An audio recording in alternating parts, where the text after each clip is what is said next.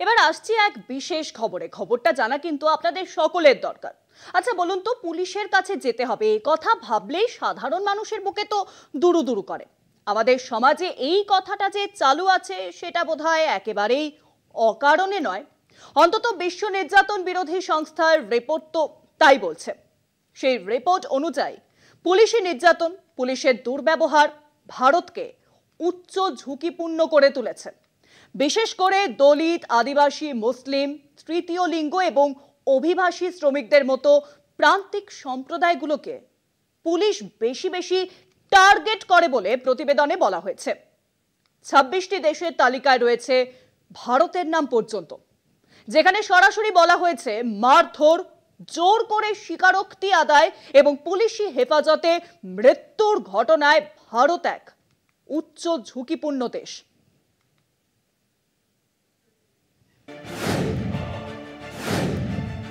বিশ্ব নির্যাতন বিরোধী সংস্থা প্রথম প্রতিবেদনে ভারতকে নির্যাতন ও দুর্ব্যবহারের জন্য উচ্চ ঝুঁকিপূর্ণ দেশ হিসেবে চিহ্নিত করেছে। বুধবার প্রকাশিত তালিকায় 26টি দেশের মধ্যে রয়েছে ভারতও। ওএমসিটি একটি স্বেচ্ছাসেবী সংস্থা। আটক, নির্যাতন, বিচার বহির্ভূত মৃত্যুদণ্ড, জোরপূর্বক অন্তর্ধান এবং অন্যান্য হিংসার সঙ্গে যুক্ত বিষয়গুলিতে কাজ করা এনজিওগুলির একটি জোট ওএমসিটি। পিপলস ওয়াচের সঙ্গে সহযোগিতায় কাজ করে ওএমসিটি। 2023 থেকে 2024 সালের মধ্যে সংগৃহীত তথ্যের মাধ্যমে 26টি দেশের মূল্যায়ন ওএমসিটির। কেন ভারতের নাম এই তালিকায় উল্লেখ করা হয়েছে? ভারতে প্রায়শই গুরুতর মারধর, জোরপূর্বক স্বীকারোক্তি এবং হেফাজতে মৃত্যুর ঘটনা ঘটে।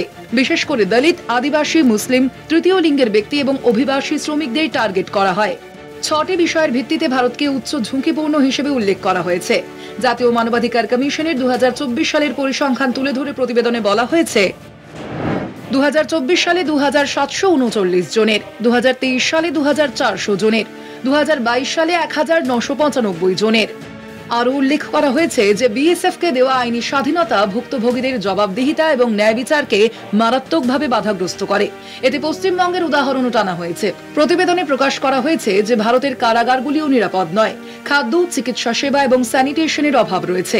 গ্লোবাল টর্চার ইন্ডেক্স 2025 ভারতের জন্য 5টি গুরুত্বপূর্ণ সুপারিশ জারি করেছে, যার মধ্যে রয়েছে নির্যাতনের বিরুদ্ধে রাষ্ট্রপুঞ্জের কনভেনশন অনুমোদন করা, নিরাপত্তা বাহিনীকে নীতিগত পুলিশিং এর প্রশিক্ষণ দেওয়া।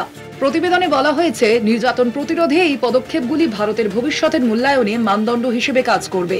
কলকাতা টিভি।